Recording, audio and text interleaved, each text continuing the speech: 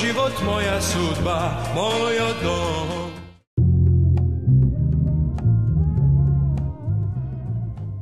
Kako bilo vo Skopje pred 100 godini, vo 1924. godina. Tokmu ta 1924. godina vo Skopje počnala da se formira neformalната фудбалска лига на надпревари меѓу малата. Во периодот од 1924 до 1931 малата во Скопје одржувале фудбалски надпревари. Клубот Славија бил формиран од трите спортски клубови Југ, Победа и Славија, кои настапувале под името Железнички клуб Славија или ЖКС.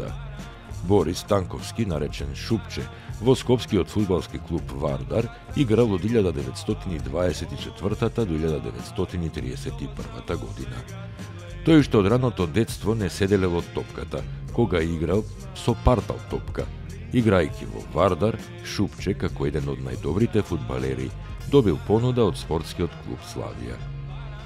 Тоа било тој период кога се одржувале фудбалските надпревари помеѓу малата. Потоа од 1931 до 1936 со една година пауза, Шупче играл за спортскиот клуб Славија, во кој што играле повеќе вработени во Скопската железница. Борис Станковски Шупче бил вработен во офицерскиот дом во Скопје како хаусмајстор, поради што имал проблеми со отсуство за тренинзите. Поради тоа, тогаш бил префрлен на работа во железницата. Освен Борис, во Скопската железница била вработена и мајка му и неговите помали браќа. Еден од браќата, Антон, работел како ковач за поправка на локомотивите во ложилницата во Ѓорче Петров. Вториот брат Владо работел како главен магационер во железницата, а третиот Трајко бил бравар во ложилницата на железницата. Во 1938 година фудбалерот Борис станал машиновозач на скопските локомотиви. Во клубот Славија имало и кондураджија, односно чевлар. Тоа бил Димче Савиќ, кој вршел поправка на спортските обувки за сметка на клубот. Во близина на клубот ЖКС се наоѓал и дуќанот велосипедист, каде што се поправале велосипедите на фудбалерите, а газдата бил член на управата на клубот. Во управата на клубот членувал и докторот Чохаджич. Тој водел грижа за дресовите на фудбалерите, кои се купувале и шиеле по порачка, а за одржувањето биле задолжени самите фудбалери.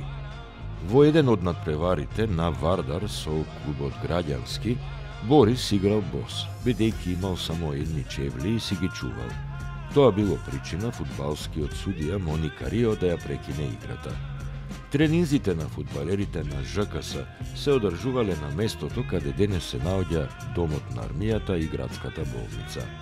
Тренер на ЖКС бил легендарниот унгарец Илја Шпиц. За време на надпреварите, во паузите, на фудбалерите им биле давани лимони, а по завршувањето на играта, секој од играчите добивал добар оброк. За здравјето на спортистите се грижел докторот Чохаджич, а бил ангажиран и специјален масер. Така било во Скопје пред 100 години.